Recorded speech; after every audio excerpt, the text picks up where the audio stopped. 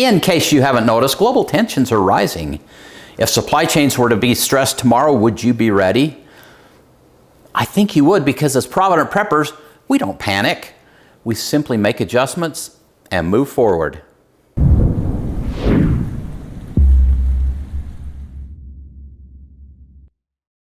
Hey Provident Preppers, I'm Jonathan. And I'm Kylene. And right now our world is getting more and more uncertain with the conflicts that are going on.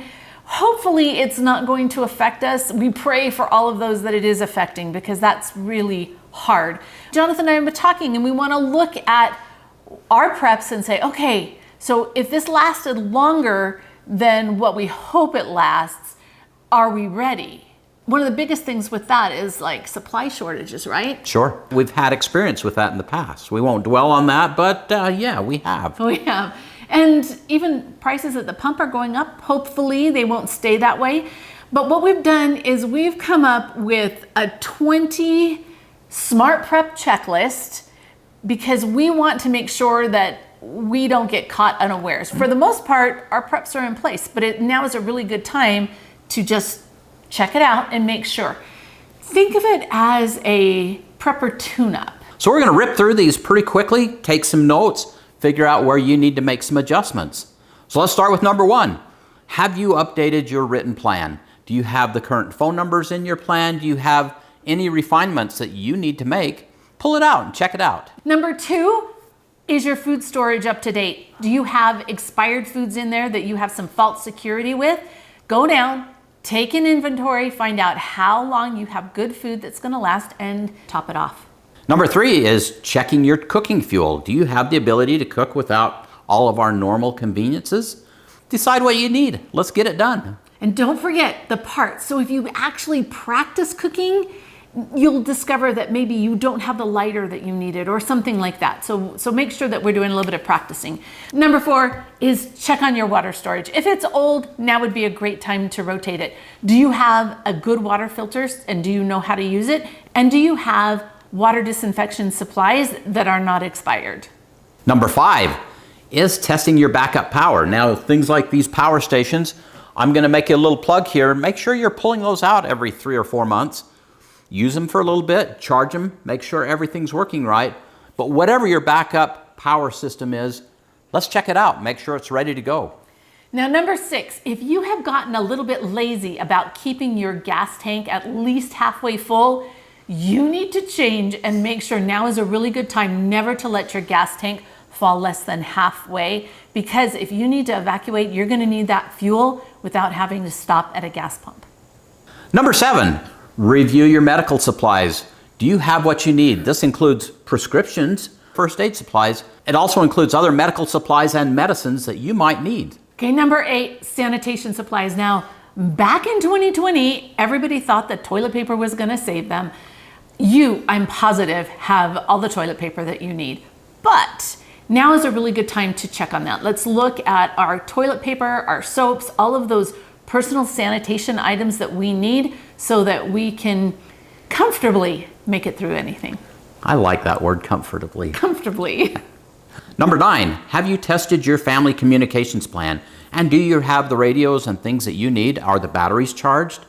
Make sure that you can communicate, and that includes both kinds of communication, the ability to receive and the ability to communicate back and forth.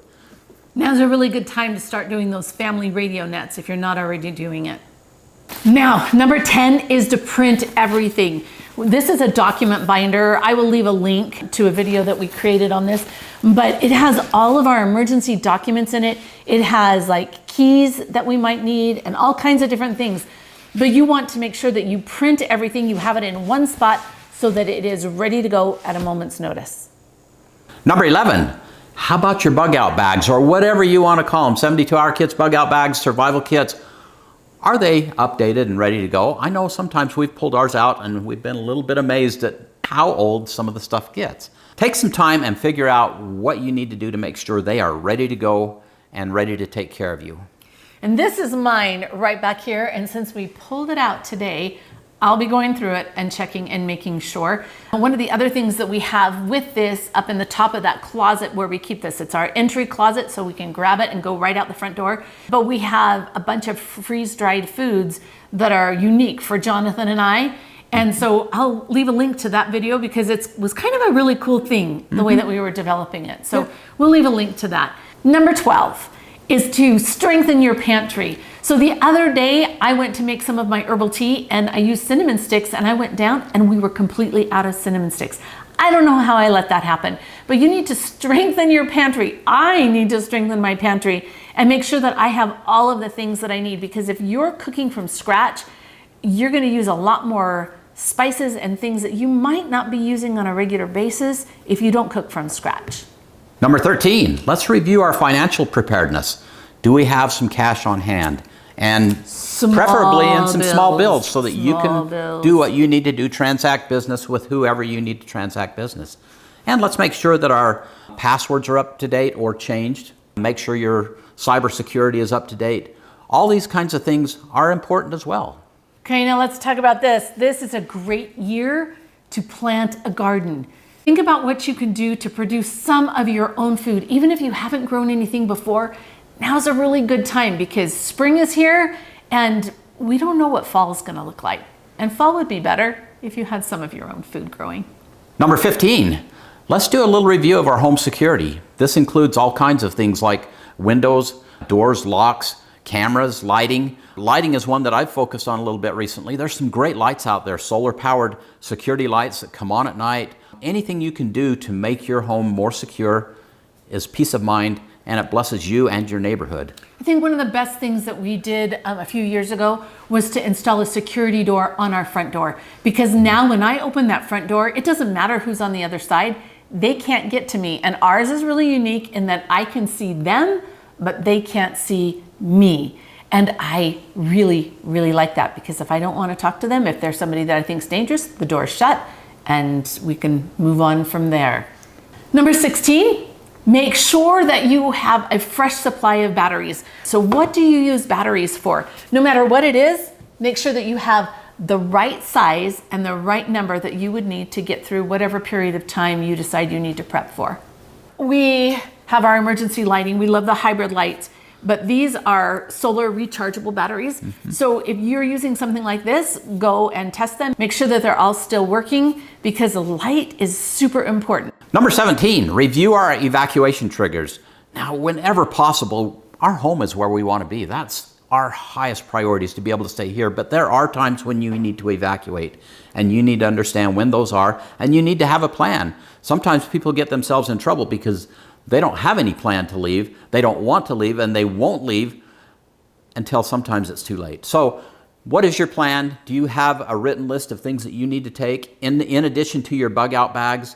One of the really unique things I think that we do is we have those insulated freezer bags. Like when you are going shopping and you buy frozen foods and you put them in those bags for the trip home, we have some of those just that we got from the dollar store rolled up next to our kits, so that if we do have to evacuate, those bags are ready. We can come to the fridge and we can put whatever it is in them that we need to take, so we have some fresh food in addition to whatever we're taking. There's lots of great ideas. In fact, I will leave a link to one of the videos that we did and you can watch that and it might be helpful for you.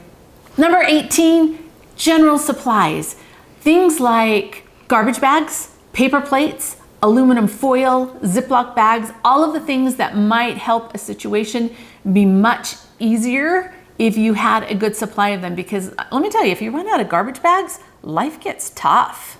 Okay, number 19 is one of my absolute favorites. And I know sometimes you probably get sick of it, but strengthen our community connections. Last night we met with some friends, and that's what we considered this. These were neighbors around us, just people that we got to know. We didn't even hardly talk about prepping at all, but we talked about what's going on in our lives and building those relationships. Those relationships are so critical to what we're doing and how we can be prepared, and the peace of mind that comes with that. And we even kind of mentioned that at the end, like this group of people, they're all neighbors of ours and we love them. And you know what? It's nice to know somebody has your back. And the only way that you can do that is to build those relationships, and it's not always just about prepping. Number 20 is to reduce your weekly dependence on going grocery shopping. Because think about it, there's all kinds of different staples that you go every week for, like milk or cheese or ice cream, different things like that. We want to reduce that dependence so that you can go longer and still have a comfortable life. When we did our 3-month no shopping challenge, in fact, I will leave a link to that playlist. It was very interesting. We learned a lot by not going to the store. But one of the first things that we ran out of that the girls were really sad about was ice cream. Yogurt is another one of those, and we've solved that by freeze drying. And I know not everybody can freeze dry, but even if you purchase some freeze dried things or buy powdered milk, if you have some of those things so that you're not as dependent on weekly grocery shopping, it might go a lot easier for you if suddenly that was cut off. Let's wrap this up. This has been a quick blow through a lot of things. The bottom line is, instead of reacting to all the headlines and fear, which is part of our world, they want to instill fear in us, let's not bite on that hook. Let's review our plans. Let's strengthen our weaknesses. Let's move forward with confidence. Let's practice, and we can make this happen. And now for the question of the day. What is one thing that you have found that you were low in or missing when you checked your preps? Was there something that had expired, something that needed improvement, or something that was missing altogether, like your cinnamon sticks? Comment below. And thanks for being part of the solution. And don't stress about this. Just go through the list and then relax. You've done what you can, and you can't control the other stuff that's going on.